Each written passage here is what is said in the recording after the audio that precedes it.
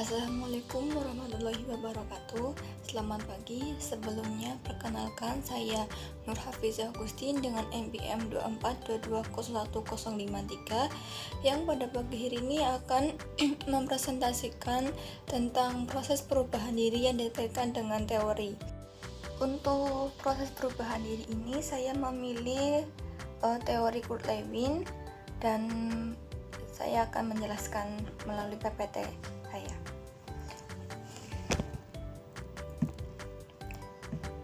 Yaitu Midlerang teori sebagai proses perubahan pada deadline tugas kuliah sesuai dengan teori Kurt Lewin. Untuk yang pertama yaitu pendahuluan.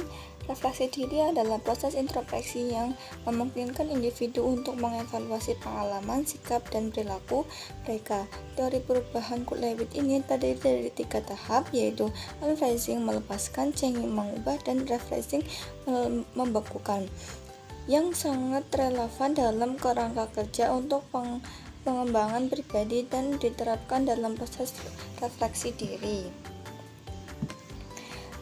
Tujuannya ada 3, yaitu 1. Menjelaskan pentingnya refleksi diri dalam proses individu. 2. Menjabarkan tahapan teori perubahan Kurt Lewin dan penerapannya dalam refleksi diri. 3. Menyimpulkan manfaat teori Kurt Lewin dan dalam mendukung perubahan diri. Untuk yang pertama, proses perubahan yaitu unphrasing melepaskan. Tahap ini melibatkan pengakuan akan kebutuhan untuk merubah. Individu harus menyadari adanya perilaku, kebiasaan, atau pola pikir yang perlu diubah untuk mencapai tujuan. Contoh yang saya ambil dari unphrasing ini yaitu ketika saya memasuki dunia kuliah, saya sedikit terkejut dengan banyaknya deadline yang hampir itu berdekatan. Karena semasa saya sekolah menengah ke atas, saya belum terbiasa dengan banyaknya tugas dan deadline yang hampir berdekatan. Saya sedikit bingung dan juga pusing, sehingga membuat saya menjadi menunda-nunda tugas kuliah. Untuk yang B yaitu mengubah atau changing. Pada tahap ini, individu mengambil langkah-langkah konkret untuk mengubah perilaku atau pola pikir. Ini dapat mencakup penerapan strategi baru seperti manajemen waktu yang lebih baik atau pengembangan keterampilan baru.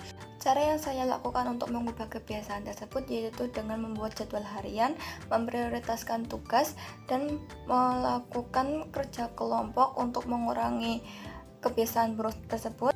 Yang ketiga yaitu C, refreshing atau membekukan kembali. Tahap terakhir adalah mengintegrasikan perubahan ke dalam rutinitas sehari-hari.